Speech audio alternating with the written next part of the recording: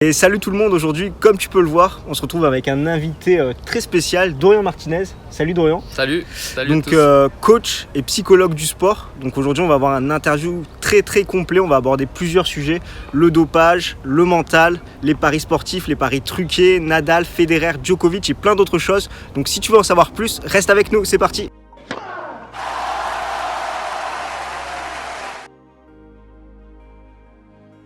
Je m'appelle Dorian Martinez, j'ai 45 ans. Alors au niveau, j'habite en Ardèche, côté d'Aubenas. Et au niveau scolaire, en fait, j'ai suivi un cursus normal. Après l'année du bac, j'ai passé une année à Vichy dans un sport-études, mais j'avais déjà le bac en fait. Donc j'ai passé le tronc commun pour le BE de tennis. Et c'est là que j'ai découvert la psychologie du sport. Et donc ensuite je suis venu à Montpellier, j'ai passé toutes mes années, de la première à la dernière année pour devenir psychologue. J'ai obtenu du premier coup en psychologie du sport. Ensuite j'ai continué un DU en sciences criminelles pour apprendre comment profiler, en l'occurrence les criminels, mais ça me sert aussi pour le tennis. Il y a une petite différence quand même, mais ça me sert. Et puis j'ai passé un DEA en philosophie. Donc voilà pour la partie cursus, on va dire, universitaire. Ensuite, j'ai été directeur du numéro vert écoute dopage pendant à peu près 10-12 ans. Donc c'était un numéro vert où je gérais une équipe de médecins et de psychologues sur toutes les questions de dopage. Et puis j'ai créé Sport Protect, une entreprise qui labellise des compléments alimentaires et délivre des applications antidopage pour les sportifs de haut niveau et les sportifs amateurs. Et puis en parallèle de tout ça, j'ai continué évidemment de m'occuper de sportifs, des sportifs de haut niveau, notamment dans le tennis, et j'ai créé des formations en ligne qui s'appellent Grinta Tennis, qui permettent de comprendre et d'avoir des réponses concrètes sur le mental, qui est souvent quelque chose d'abstrait quand on en parle, pour être performant sur les cours. Voilà ma présentation globale, avec une particularité très forte, c'est que je suis devenu le coach d'un joueur qui s'appelle Benjamin Pietri, et donc je le suis sur la plupart de ces tournois pour aller le plus loin possible ensemble. En fait, la psychologie du sport, à l'époque où moi je suis rentré dans ce cursus, c'était très nouveau au niveau même international et encore plus en France. Et c'était intéressant de s'apercevoir que des sportifs hyper entraînés, avec d'énormes compétences, pouvaient perdre leurs moyens en compétition et finalement produire quelque chose très en dessous de ce qu'ils sont capables de faire, notamment l'entraînement. C'est finalement ce mystère-là qui m'a intéressé en me disant qu'il doit y avoir des explications et surtout des réponses à apporter très concrètes pour aider les sportifs qui s'entraînent énormément, qui sont honnêtes, à atteindre leur meilleur niveau en fait. En fait, la partie qui concerne le dopage dans mes activités professionnelles, en fait, c'est un semi-concours de circonstances. C'est qu'avant la Coupe du Monde de foot en 1998, à Montpellier, on avait déposé un dossier au ministère des Sports disant les sportifs de haut niveau ont du mal à parler des questions de dopage et donc ça serait peut-être pas mal de créer un numéro vert qui leur permettrait d'en parler plus librement. Et évidemment on a été rembarré, année de Coupe du Monde, et on va parler de dopage, sauf que 3 jours après la victoire de l'équipe de France en 98, débute l'affaire Festina. Et là, notre dossier qui était au fond de la pile, il est passé tout en haut de la pile et on nous a appelé, on nous a dit lundi, la ligne elle ouvre. Donc on s'est précipité avec le professeur Jean Billard qui était à l'origine et puis d'autres pour être disponible pour répondre aux questions des sportifs, des journalistes, des médecins, etc. sur les questions de dopage. Donc voilà, il y a un concours de circonstances du fait que l'affaire Festina s'est déroulée en France, mais on avait déjà ce projet d'aider les sportifs à mieux se repérer par rapport au dopage et arriver au plus haut niveau, encore une fois, mais sans se doper. Alors il y a des différences entre coach, entraîneur, psychologue et préparateur mental, si je creuse un peu. Okay. Déjà, un psychologue et un préparateur mental, c'est pas la même chose. Un préparateur mental, c'est on va dire un technicien du mental, il a des outils. Un psychologue, lui, a des études un peu plus développées et il va voir le sujet dans une autre dimension. Donc c'est pas tout à fait la même chose. Et entre un entraîneur et un coach, le coach il a vraiment une relation très suivie et poussée avec son sportif. C'est pour ça que la plupart des coachs se forment ou ont des compétences en préparation mentale parce qu'il y a vraiment des liens. La préparation mentale c'est un outil. Tous les entraîneurs, tous les coachs en font sans même le savoir. Quand tu dis à ton joueur tiens lève la balle un peu devant, tu fais faire de la visualisation sans le savoir à ton joueur. Alors après évidemment ça c'est le degré 0. Après évidemment il y a tout un tas de techniques mais c'est très proche finalement. Et je pense que chaque coach doit avoir dans sa boîte à outils des outils sur le mental. Évidemment, si on est psychologue et préparateur mental, ça va être notre particularité et on va devoir nous, mon profil à moi, compléter sur d'autres aspects justement. Mais je trouve que chaque coach a sa particularité, son point fort, son origine. Certains sont des techniciens très forts sur la technique et du coup ça peut être une limite. Quand on reste que dans un secteur, c'est une limite. Idem pour la préparation mentale. Si avec ton joueur tu ne fais que de la préparation mentale, il va devenir fou, quoi. Donc il faut compléter, c'est toute la beauté du coaching en fait, hein, c'est d'avoir une palette riche et en même temps avoir une particularité. Je trouve que c'est bien d'avoir son petit côté personnel et sa touche personnelle. Voilà. Moi j'ai commencé le tennis à 13 ans. Avant je jouais au foot et dès que j'ai découvert le tennis, j'ai su de suite, presque à la seconde, que c'était mon sport en fait. Parce que dans le foot, il m'arrivait de bien jouer puis de perdre, et des fois de mal jouer et de gagner. Déjà ça, j'avais du mal à... J'adore les sports collectifs, hein. Mais à titre personnel, j'avais du mal en tant qu'acteur, en tant que sportif, à accepter ça. Et sur le tennis, dans le tennis, j'ai de suite compris qu'on était responsable à 100% de tout ce qui nous arrivait. C'est-à-dire que voilà, je peux faire face. Si je gagne, c'est grâce à moi. Si je perds, c'est entre guillemets ma faute, même si maintenant je ne raisonne pas sous l'angle de la faute, mais à l'époque c'était comme ça. Qu'est-ce que je peux faire pour améliorer et la prochaine fois être plus fort? Ça c'est le premier point. Et le deuxième point, j'ai compris que sur le tennis, c'est un sport de combat mais sans contact et que la dimension stratégique, elle avait toute sa place et qu'on pouvait être grand, petit, costaud, pas costaud, enfin chaque jeune, âgé, chacun avait sa chance quoi en fait. Et c'est ce qui m'a plu moi dans le tennis tout de suite en fait. C'est difficile à dire. Moi, j'aime bien l'approche de Nadal.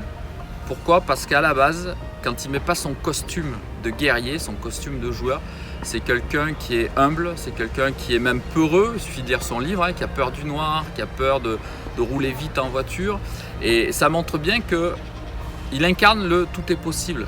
Si on travaille, si on a des croyances fortes, si on a une vision claire, c'est-à-dire qu'il n'est pas un guerrier à la base. Mais il arrive à mettre son costume de super-héros pour donner le meilleur de lui. C'est pas le meilleur technicien, c'est pas forcément le même, c'est sûr, c'est pas le meilleur tacticien. Et pourtant, il a des résultats hors normes par rapport à cette dimension-là qu'il a bossé et qu'il bosse encore.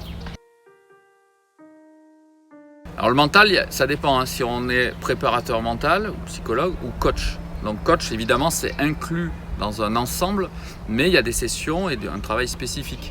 Alors, évidemment, toujours adapté au joueur ou à la joueuse, à son niveau, à son âge, à sa demande surtout et à sa problématique. L'idée c'est qu'il peut y avoir une partie plus visualisation, relaxation, il peut y avoir des audios fabriqués. Moi je fabrique des audios à base d'auto-hypnose pour le joueur ou la joueuse. Il va y avoir des exercices sur le terrain qui vont permettre de mettre en place ce qu'on appelle des routines. J'aime pas trop le terme, mais c'est le terme que tout le monde comprend. Et puis, il va y avoir l'analyse de match. Ça, c'est peut-être le plus fin et le plus important parce que ce qu'on va bosser à l'entraînement ne va pas forcément se passer de la même manière en match. Et la vérité, avec un V majuscule, c'est le match, c'est la compétition. Parce que là, les enjeux ressortent. Et ce qui pilote la performance, contrairement à nos croyances, ce n'est pas notre partie rationnelle. C'est notre partie subconsciente. C'est elle qui fait qu'on est efficace. Et c'est sur ça qu'il faut travailler. Ce qui est subtil parce que le joueur peut ne pas en avoir conscience. Et donc il y a tout un tas d'outils, je pourrais détailler si tu veux, mais qui vont permettre justement de travailler le subconscient qui lui permet la très haute performance. Et justement, est-ce que tu peux nous en dire plus sur ces outils, ces exemples dont tu disposes?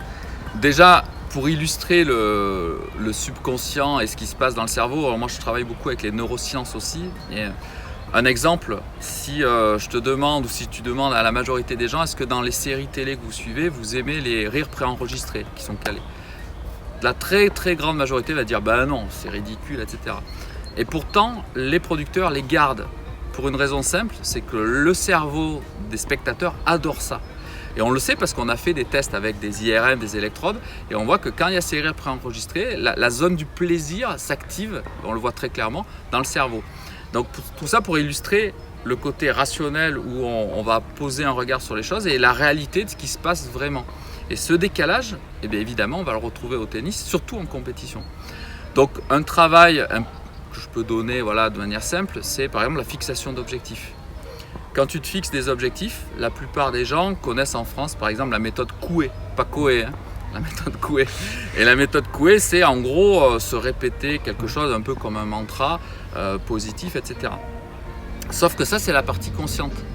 Si tu ne travailles pas sur les autres parties du cerveau, du subconscient, par exemple la partie imaginaire, la partie on va dire des sensations et la partie des émotions, eh bien ton objectif va rester dans le vent, voire pire, si au moment où tu le fixes, tu n'es pas dans une bonne énergie, eh bien c'est ça qui va se programmer dans ton cerveau.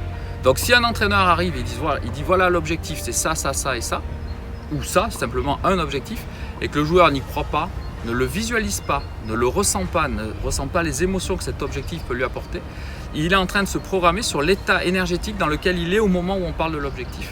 Donc des techniques existent, donc c'est tout mon travail, pour justement raccorder ces 4 cerveaux, entre guillemets, pour que justement quand on fixe un objectif, il soit profondément ancré dans le conscient, mais surtout dans le subconscient.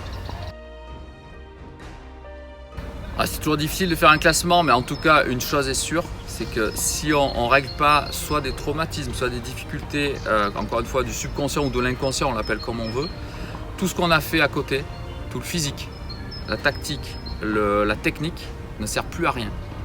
De l'autre côté, si tu es un monstre mentalement, mais que tu ne bosses pas le physique, la technique, la tactique, évidemment, ça ne sert pas à grand chose. Donc c'est vraiment une alchimie de tout ça.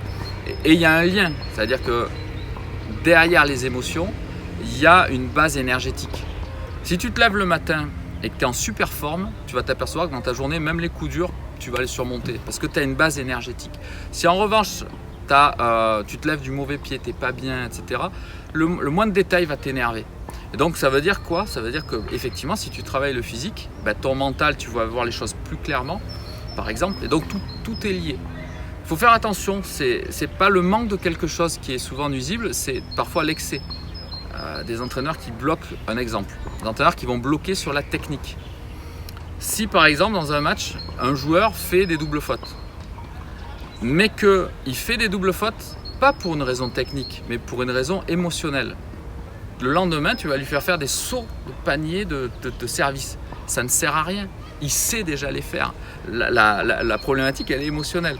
En revanche, si tu vas te traiter émotionnellement une double faute alors que c'est la prise qui n'est pas bonne, c'est aussi un problème. Mais souvent, l'erreur, elle est dans le premier cas de figure.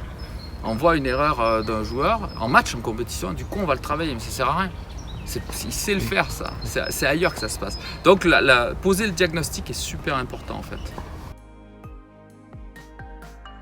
Alors les étapes avec Benjamin, elles sont relativement simples en fait. Au départ, je ne le connaissais pas. Il a acheté une de mes formations sur Grinta Tennis, qu'il a suivi. Il m'a envoyé un premier texto en me disant qu'il avait adoré.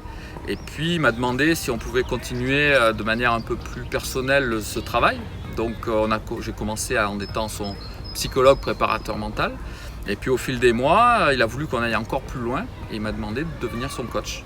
Donc j'ai réfléchi, mais pas longtemps, parce que c'est quelque chose qui me plaisait.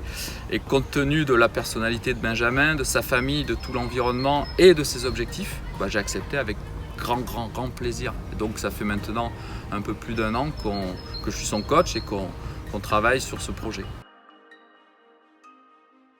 Alors, depuis que je suis coach de Benjamin, je me suis réorganisé. Donc j'ai des formations en ligne, ça c'était déjà le cas avant, puis j'en ai de nouvelles qui se sont mises en place.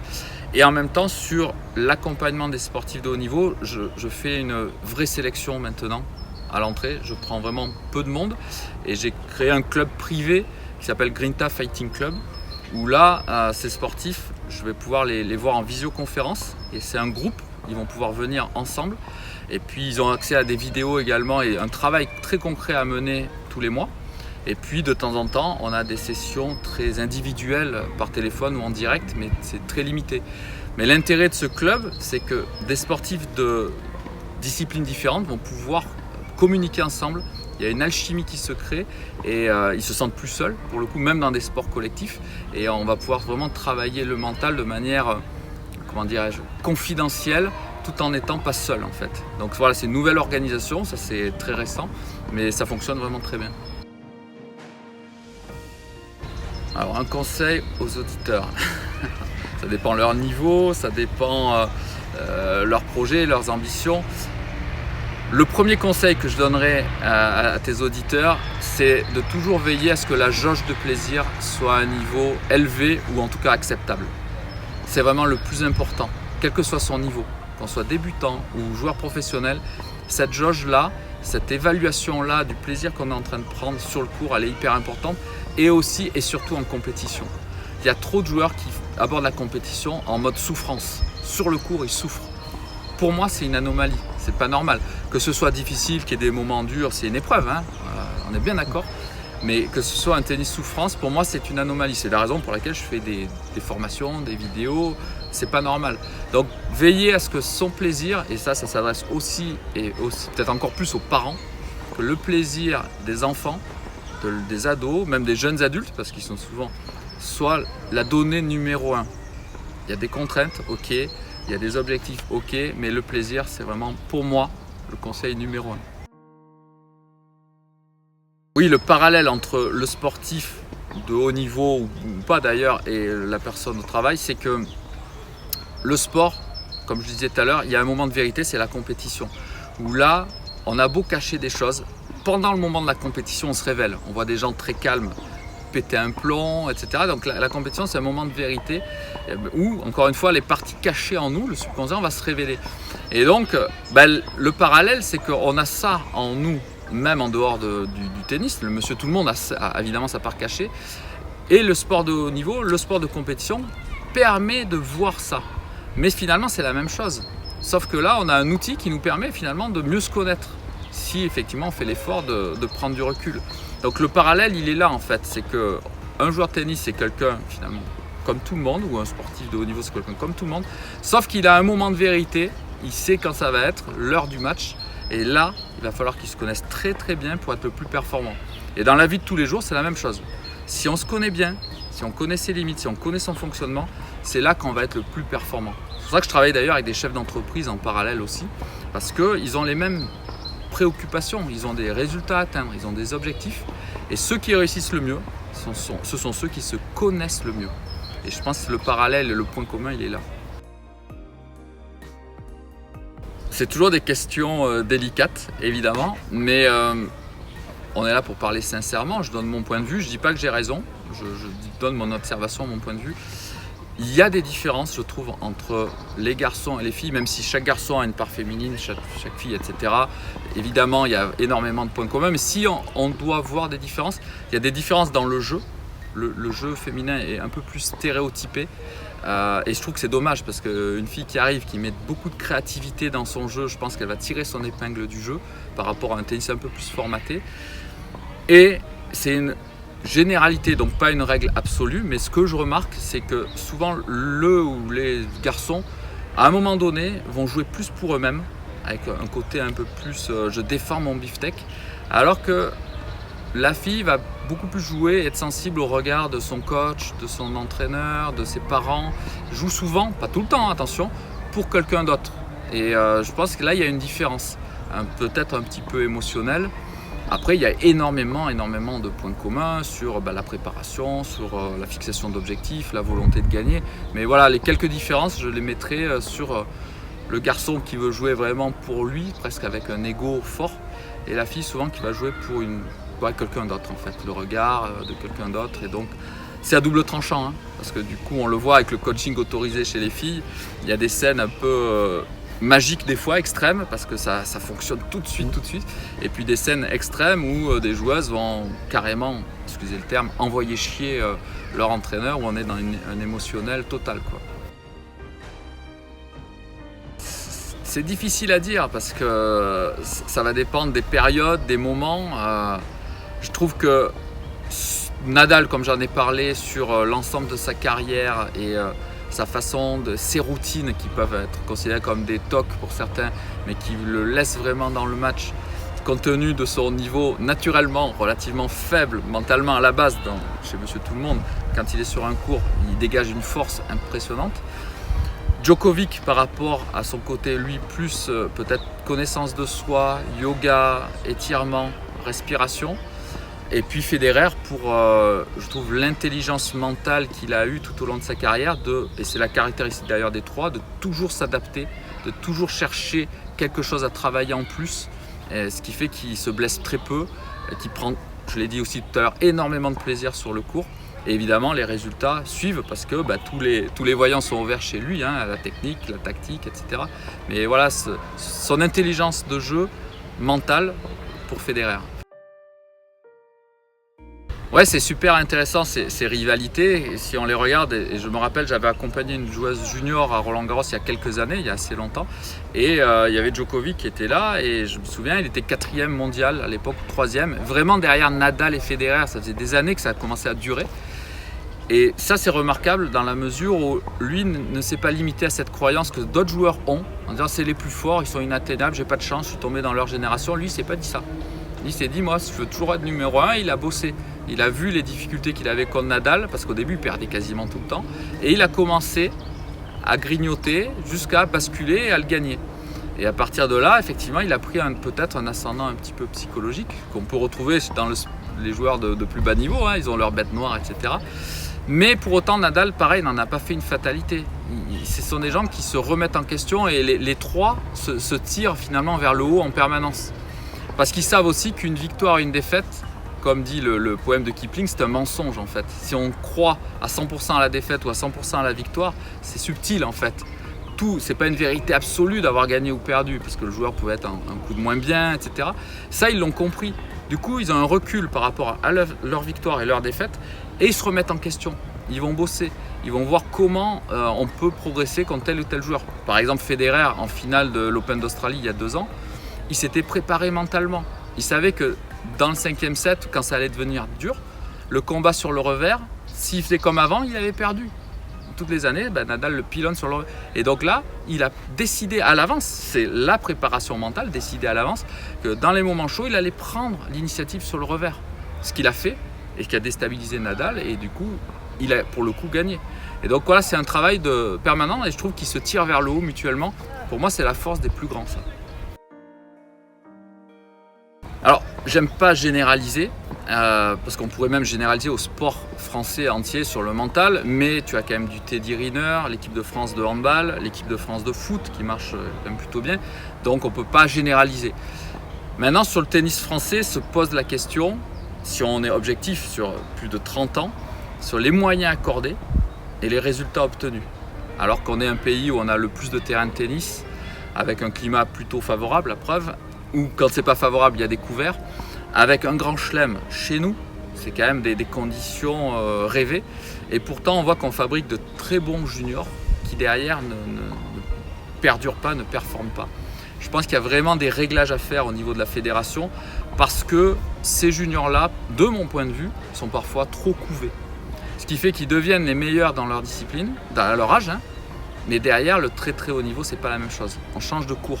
Et donc, ils peuvent arriver en pensant que tout est OK, mais s'ils ne sont pas préparés, s'ils n'ont pas bossé, ils vont prendre des claques émotionnelles très dures à surmonter. Et du coup, leur estime peut baisser, elle est montée très haut, elle va baisser, et du coup, ils ne vont pas se sentir performants. Je donne un exemple qu'on a vécu cette année. Pour le classement français, même si nous, dans le coaching, là, avec Benji, on se moque on se moque. Notre objectif, ce n'est pas le classement français.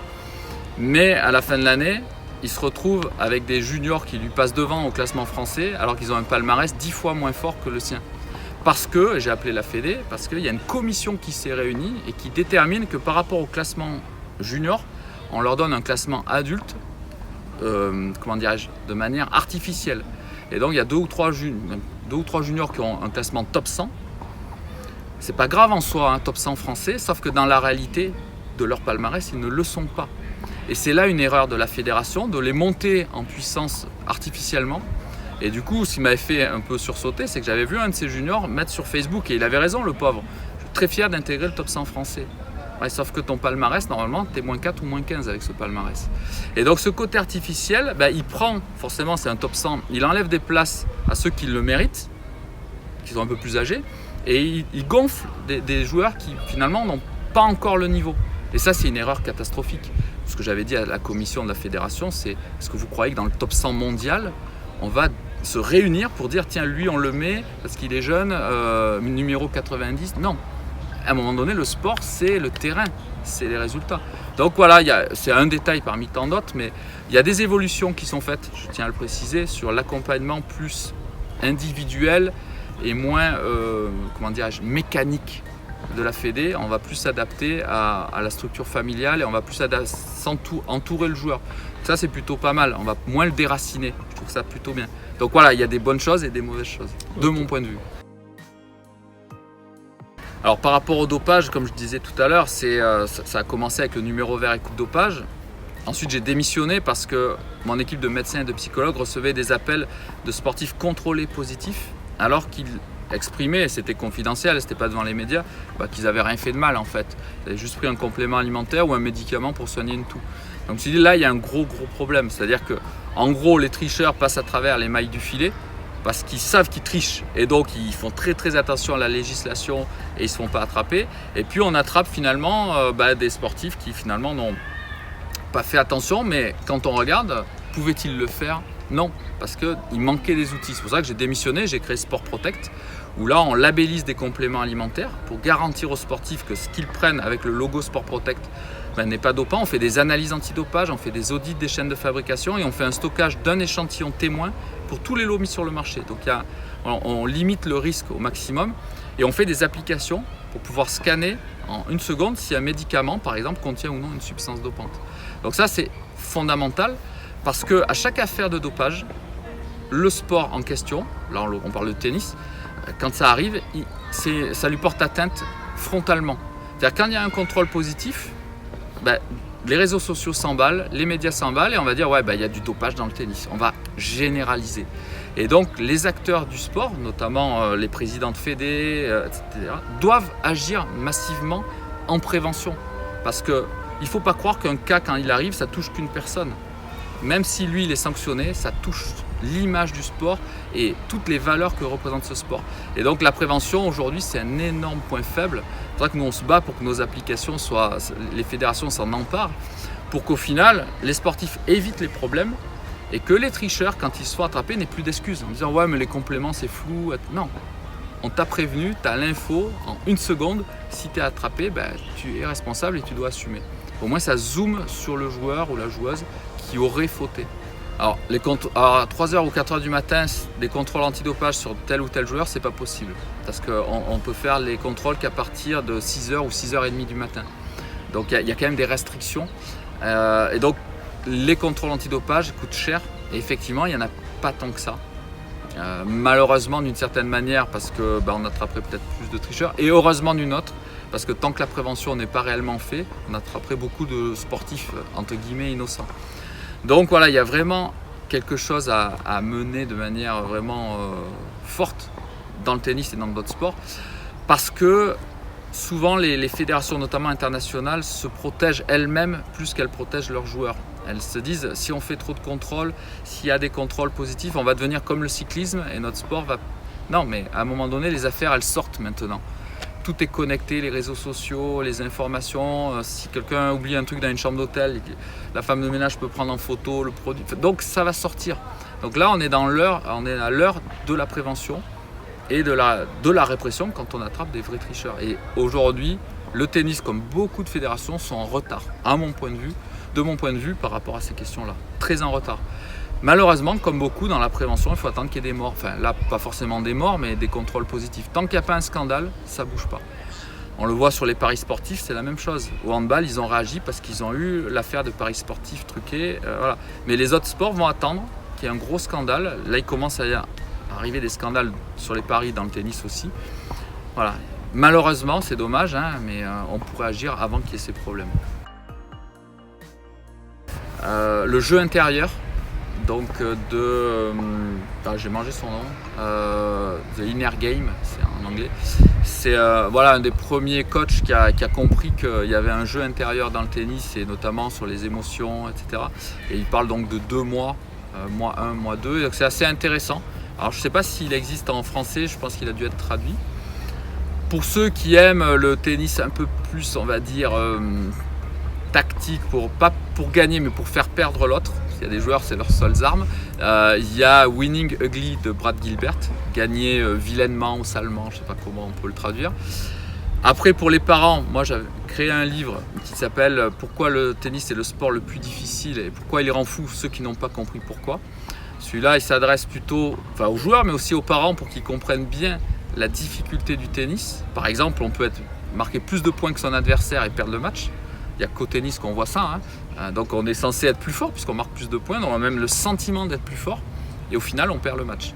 Donc voilà, ça c'est une des données qui m'ont poussé à écrire ce livre parce qu'il y a un décalage avec les parents.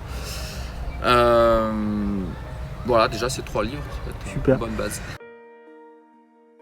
Il y a 2 choses différentes. Il y a grinta-tennis.com où là, on va avoir accès à mes formations sur le tennis. Il y a dorian-martinez.com où là, c'est plus des formations professionnelles, notamment pour les chefs d'entreprise sur la neuropersuasion, comment vendre grâce aux neurosciences. Et puis, il y a sport-protect.fr où là, c'est plus les applications et tout le côté prévention du dopage pour les sportifs, les professionnels de santé et tous les acteurs du sport. Alors oui, indirectement, c'est-à-dire que quasiment sur chaque tournoi, on voit 3-4 personnes qui ont un look semi-sportif se pointer. Et donc au bord des cours, ils sont hyper bien organisés, ils sont hyper sereins. À chaque fois, on les repère. De temps en temps, les directeurs de tournoi essayent de les coincer, font venir la gendarmerie. J'ai déjà vu les gendarmes venir sur un tournoi français. Mais ils n'arrivent rien à faire parce que, les gendarmes ne connaissent pas la législation. Et là, en l'occurrence, ces personnes-là parlaient plus ou moins un anglais baragouiné. Les gendarmes ne parlaient pas du tout anglais. Donc, ils ne sont même pas repartis, ils sont restés. Ils ont mis un peu leur portable dans leur poche, c'est tout. Et donc, voilà, il y a vraiment ce phénomène au bord des cours. Il y a une fois un directeur de tournoi qui est venu me voir en me demandant si je connaissais une dame qui avait un grand chapeau. Parce qu'elle était suspecte, elle était là depuis 3-4 jours. En fait, il s'est avéré que c'était juste une dame passionnée de tennis, tout simplement. Mais il y a une sorte de parano qui se met en place. Il y a d'ailleurs des badges maintenant, même sur des petits tournois ITF pour les entraîneurs, ça sert pas à grand chose parce que ces badges, on passe partout, même sans. Et puis, un autre phénomène plus ennuyeux pour le sportif, c'est que qu'ils gagnent ou qu'ils perdent, les parieurs les retrouvent, notamment ceux qui parient en ligne sur les réseaux sociaux, et les insultent. Donc Benjamin avait fait une perf l'autre fois, et Benjamin ou Florent, je ne sais plus, et il avait reçu une insulte en disant je souhaite la mort à toute ta famille, enfin un truc trash évidemment, parce que le gars avait dû parier sur son adversaire et il avait gagné. Ou alors si Benjamin passe 1 ou 2 tours dans un tournoi en faisant des perfs, et puis derrière perd contre un joueur éventuellement plus faible. Là, c'est arrivé récemment, il a reçu le tennis, c'est pas un sport fait pour toi. Donc c'est toujours. Et donc la tentation, c'est de répondre. Là, Benji voulait répondre, pour toi, les paris sont pas faits pour toi, s'il était un mauvais parieur. Mais non, surtout pas. Non, il m'a demandé, jamais. On ignore quoi, parce qu'il ne faut pas rentrer dans cette boucle-là. Mais vraiment, il y a un vrai problème dans le tennis par rapport à ça. Donc pour les auditeurs, je précise une chose, parce qu'ils peuvent se demander pourquoi, c'est qu'il y a les arbitres qui envoient le score en direct, mais il y a toujours un laps de temps pour que ça arrive sur la plateforme officielle qui annonce le score, qui est sur les réseaux sociaux, enfin sur internet. Et celui qui est en live, lui, il sait déjà le score. Donc il va pouvoir faire des paris, mettre des mises sur celui qui est au bord du terrain, sur ce qu'il a vu, quoi. C'est pour ça que là, c'est très dur de lutter contre ça, en fait. En fait, la confiance, elle s'accumule quand même au bout d'un moment avec des résultats, avec la victoire. Même si on ne peut pas tout miser dessus, des fois on va faire un super match et perdre, et des fois on va faire un mauvais match et gagner, donc il faut faire attention sur ça. Mais quand même, la confiance, elle se bâtit sur des victoires. Donc effectivement, le décalage dont je parlais tout à l'heure, c'est qu'on va avoir de bonnes sensations des fois à l'entraînement, et puis on va perdre, on va se crisper, et du coup avoir des mauvaises sensations et perdre. Et du coup on va rester là-dessus. Il faut savoir quand même qu'au tennis, à part celui qui gagne le tournoi, on sort d'un tournoi avec une défaite. Ce qui est aussi une particularité du tennis. Donc il faut vraiment apprendre à savoir gérer les défaites, à les mettre en perspective, en tirer quelque chose. Sinon effectivement, au bout d'un moment, on va perdre confiance et on va baisser la jauge de plaisir et peut-être même arrêter le tennis. Ah oui, ça arrive parce que c'est frustrant. Alors d'autant plus si à l'entraînement ils sont performants. Et là, on voit dans la préparation d'avant-match des erreurs où des joueurs vont se concentrer sur la technique, à ne pas faire de fautes, etc. Et moi, ce que je conseille aux joueurs, vraiment, dans la période qui précède les compétitions, d'être vraiment focalisé sur ces sensations. Donc ça va nous rapprocher de notre subconscient et de notre corps. Et si la balle, elle sort d'1,50 m, c'est pas grave. Au contraire, ça sert même à rien d'ajuster. Si par contre on a les bonnes sensations, avec l'adrénaline et le stress du match, déjà on va jouer plus court, ça va rentrer. Par contre, si dès l'entraînement on essaie de ne pas faire de fautes, là on commence à se mettre en mode crispé, à vouloir défendre quelque chose, défendre un titre, défendre un honneur parce que je joue contre un plus faible ou un gars du club que je connais. Et là on se met dans les mauvaises conditions. Et si on enchaîne ça plusieurs reprises, évidemment, au bout d'un moment, la frustration est trop grande et on peut arrêter. Alors c'est vrai que nous sur les réseaux sociaux, on a en direct live avec Benji et il y a beaucoup de séances, notamment l'an dernier en salle, etc. Il faut savoir qu'il y avait une raison, c'est qu'il venait d'une blessure. Quand il a commencé le travail avec moi, il avait une pubalgie. Et donc là l'idée ça a été quand même de traiter ça. Et donc il y a eu 4 ou 5 mois où là il y a eu une prépa physique intense, vraiment énorme. Et donc avec moins de tennis, moins de raquettes. Mais ce n'est pas la proportion réelle. Moi j'aime bien comparer avec d'autres sports. Le Barça par exemple, ils font quasiment tout le physique avec un ballon au pied. Donc c'est hyper important d'adapter. Et là on l'a fait cette année, adapter beaucoup de circuits cardio qu'on faisait en salle.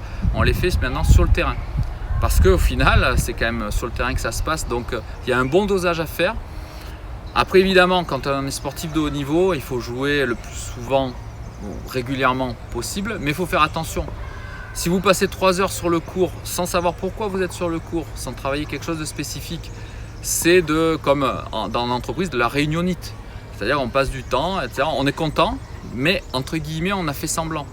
Il vaut mieux passer une demi-heure de manière très intense avec de la qualité sur un point très précis. Là on va améliorer ses performances. Donc voilà, le dosage il est évidemment adapté aux âges, du niveau, etc. Mais je dirais le point commun, c'est de savoir pourquoi je rentre sur le cours et qu'est-ce que je vais travailler. Et il vaut mieux que ce soit qualitatif et intense que long et flou. En fait. C'est intéressant ce avant-après parce que finalement c'est le brief et débrief. C'est comment on pose les objectifs, quels sont les objectifs. Et là il faut faire attention à ne pas se tromper d'objectifs. Évidemment, les journalistes ou l'extérieur, et c'est bien normal, ils ont des objectifs, ils ont des attentes de résultats. Mais si tu attends de suite et tu te fixes un objectif de résultat, gagner le prochain match, ça n'a pas de sens. Tout le monde veut gagner. Et du coup, tu as le même objectif que ton adversaire. Et d'ailleurs, ce n'est pas un objectif, c'est un but. Se fixer des objectifs, ça va être des objectifs de ce qu'on peut appeler de réelle victoire. C'est-à-dire, ou de performance, ou de processus. C'est-à-dire des objectifs qui sont sous mon contrôle. C'est-à-dire, par exemple, je vais faire 70% de première balle. Ça va être un objectif de performance. Je peux avoir un objectif de processus, c'est-à-dire pour faire ces premières balles efficaces, il faut que je pousse beaucoup sur ma jambe gauche. Et ça c'est intéressant parce que c'est sous le contrôle du joueur, contrairement par exemple à je veux faire 2 aces par jeu. Ça c'est pas sous le contrôle du joueur parce que si le mec il est super fort au retour, tu peux pas le faire. En revanche c'est intéressant parce que c'est sous le contrôle du joueur et du coup on peut débriefer dessus derrière. Qui est la victoire ou la défaite? Là tu as fait plutôt 50% de première balle. Tu as bien poussé sur le premier set, mais au début du second, tu as moins poussé. Pourquoi? C'est émotionnel. Non, j'étais cuit physiquement, je ne sais pas pourquoi. On peut travailler du coup derrière. Le problème, c'est que si on est basé que sur le résultat, il n'y a aucun travail derrière. Tu as gagné, tu es fort, tu as perdu, tu es nul. Ah non, là on n'avance pas. Donc c'est hyper important de bien poser les objectifs parce que ça va permettre la prépa mentale, comme tu dis, pour l'après-coup. Victoire ou défaite, on s'en fiche. Ce qui veut dire qu'il peut y avoir de bonnes défaites où les objectifs, entre guillemets, sont atteints. Exactement. On peut atteindre ces objectifs et d'ailleurs très souvent quand les objectifs sont atteints, eh bien la performance, la victoire elle est souvent en rendez-vous mais pas tout le temps. Et donc c'est sur ça qu'on va bâtir la confiance. On est sorti, alors c'est vrai que quand tu gagnes un tournoi souvent c'est que là ça a été ok parce que tu as pu reproduire sur plusieurs matchs mais des fois il y a là avec Benji il y a des tournois où il a perdu mais la défaite valait 50 victoires parce qu'on a pu mettre le doigt sur quelque chose de fondamental. Du coup, le travailler et le balayer. C'est-à-dire que les coups d'après, ce problème-là n'arrive plus du tout. Donc c'est hyper important d'avoir ce recul-là. L'idée, c'est pas de se satisfaire de la défaite, on fait tout pour gagner évidemment, mais c'est le comment on fait tout pour gagner qui est important. Si on est juste focalisé sur le résultat, aucune chance. Alors là, il y a le Transition Tour qui s'est mis en place, donc qui dissocie l'ATP de l'ITF. Donc là, l'objectif, on faisait plus de tournois 15 000, on faisait plutôt des 25 000 et quelques challengers. Donc du coup, là, le curseur, il s'est décalé forcément. Donc on refait des 15 000 et des 25 000. Et j'espère dans l'année quelques challengers.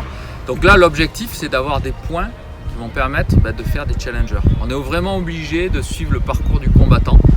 On n'a pas le choix, c'est comme ça, c'est des nouvelles règles, il faut les accepter. Elles sont juste injustes, moi je ne suis pas un commentateur, on les accepte. Donc là, l'objectif, ça va être de gagner des tournois 15 000 et 25 000 pour prendre des points et passer en challenger et rentrer dans la cour des grands. Donc physique et mental, c'est très très lié. Comme je disais tout à l'heure, si on a un bon physique, on a quand même plus de chances d'être bien mentalement. L'inverse aussi, c'est-à-dire que si on a un bon mental, dans les moments durs physiquement, on peut retrouver des ressources. Évidemment, il faut travailler les deux. Maintenant, si je devais prioriser, et je le dis dans une des formations, je prioriserais le physique et la tactique. Parce que ça va avoir un impact sur le mental. C'est-à-dire que si tu attaques ton match de la meilleure des façons, eh bien, tu vas de suite gagner en confiance et mettre l'autre sous stress. Donc si tu sais profiler ton adversaire, c'est voir de suite quelle est ce que j'appelle dans ma formation sa question existentielle. C'est pourquoi le mec il est là, quoi. Si tu arrives à trouver pourquoi, déjà il va plus t'embêter et tu vas voir ses failles. Et donc si tu arrives à le faire très rapidement, il faut savoir que 90% des joueurs qui gagnent le premier set gagnent le match. Et donc si tu sais travailler cette notion tactique, eh bien, tu vas tout de suite te mettre en confiance, tu vas gagner un peu plus de matchs et tu vas mettre l'autre sous stress et tu auras moins de stress. Donc je dirais, ça peut paraître paradoxal pour un préparateur mental, la première chose que je travaillerais, ça serait la stratégie, la tactique. Parce que même si on n'a pas un gros physique, on peut le faire. Et derrière, le physique, la technique, le mental, évidemment tout ça, même si le mental peut conditionner le tout. Mais je trouve intéressant de pouvoir booster son mental sans l'avoir travaillé. C'est ce qu'on voit dans les... Je suis un peu long là, mais c'est parce que le sujet me passionne. Dans ce qu'on appelle le nudge marketing. Je ne sais pas si tu connais. Mais en fait, c'est comment avec de tout petits moyens, on a des gros résultats.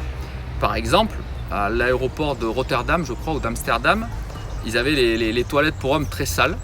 Et bien, ils ont collé une petite mouche, un petit autocollant de mouche dans l'urinoir. Et donc, c'est vraiment un détail. Mais 80% de dépenses en moins pour nettoyer les toilettes. Parce que, c'est plutôt pour les garçons évidemment, eh bien, ils vont viser quoi, inconsciemment.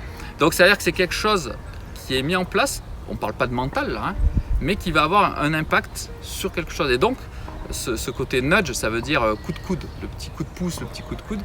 Moi, c'est quelque chose que je travaille sans même parler de mental dans mes formations et avec les joueurs. Parce que voilà, il y a des choses périphériques qui vont être hyper importantes sans même étiqueter ça mental en fait. Alors, ça c'est important, mais il faut bien dissocier la superstition de la routine. Certains vont appeler le TOC, c'est encore autre chose, c'est une maladie mentale. Mais la superstition, c'est Richard Gasquet, par exemple. Je ne peux jouer, grosso modo, que très bien si j'ai, je crois, la dernière balle, où j'ai marqué le point. Le problème de la superstition, c'est que c'est extrinsèque, c'est-à-dire que ça ne dépend pas de toi. C'est si un chat noir passe, je suis dans la merde. Si j'ai un trèfle à 4 feuilles, j'ai de la chance. Donc c'est très nocif et toxique pour la performance parce que ça ne dépend pas de toi. Et si quelqu'un est un peu malin, je crois que c'était Dustin Brown, qui s'efforçait de jamais faire en sorte que la dernière balle arrive à Gasquet. C'est terrible, c'est-à-dire qu'il peut rentrer presque dans son cerveau. A l'inverse, des routines, c'est quelque chose qui est intérieur, qu'on peut maîtriser, sur lequel on a le contrôle.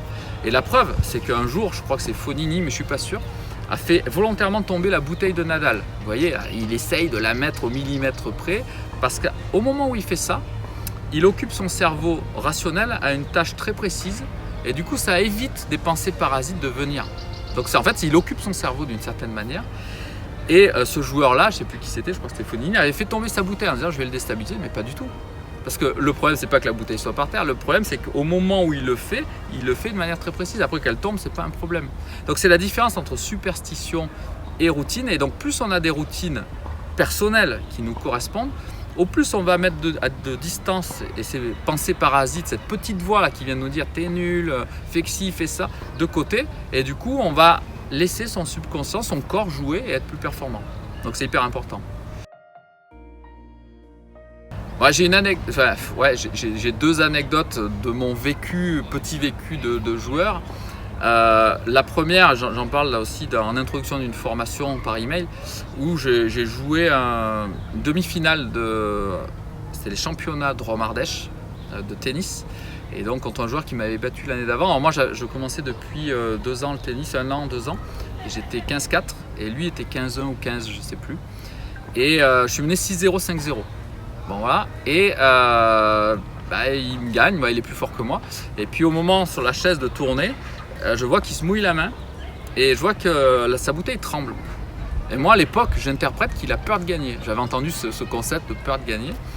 Et je me suis dit à partir de là, je mets tout dedans. S'il veut gagner, il doit venir chercher le match. Alors il n'a pas eu de balle de match, mais derrière j'ai gagné 7-5, 6-0. Et derrière j'ai gagné le lendemain le titre, entre guillemets, c'est un grand mot, mais de champion. Enfin j'étais très content à l'époque, pour moi c'était Roland Garros, gagner, être champion de Drôme-Ardèche. Mais déjà j'avais perçu, voilà, étant jeune, ce côté mental où on peut quand même gagner quelqu'un de plus fort. Mais en fait j'avais une croyance peut-être erronée, peut-être qu'il tremblait même pas du tout. Mais moi, ça m'avait mis dans un schéma très simple de jeu. Et ça, j'en parle aussi dans les formations, d'avoir des schémas simples de jeu et de s'y tenir. Et souvent, c'est ce qui fait la différence. Et puis une autre anecdote, alors là, pour le coup, j'étais quasiment en dernière année de psychologie du sport. Là, j'étais 15-1, j'étais monté 5-6, j'étais redescendu. Et alors j'évite d'ailleurs d'en parler parce qu'il y a des gens qui sont tellement accrochés au classement qu'il y a quelqu'un qui m'avait remis en question là-dessus. Et j'avais appelé la Fédé pour avoir les preuves, mais c'est tellement vieux, ils n'ont pas retrouvé. J'ai tellement de témoins à l'époque. Et donc j'avais fait un tournoi en mettant le classement totalement à côté. C'est-à-dire que je m'en fous du classement. Je jouais plutôt pas mal là parce que j'avais passé l'été à jouer avec un pote qui était 2-6, dont je jouais tous les jours. Et donc je fais ce tournoi qui était le tournoi du tennis club de Téhéran. Et donc j'ai passé 1, 2, 3 tours, puis je bats un 2-6. Et puis le soir, je rejoue un -15. Il s'appelait, je crois, McLaren, ce joueur-là. Et pour moi, je ne jouais pas un -15 justement. Je jouais un adversaire avec des qualités et des failles. Et donc, il s'avère que je l'ai gagné, en plus relativement facilement, 6-4, 6-2. Il venait de gagner un tournoi à l'époque à -30.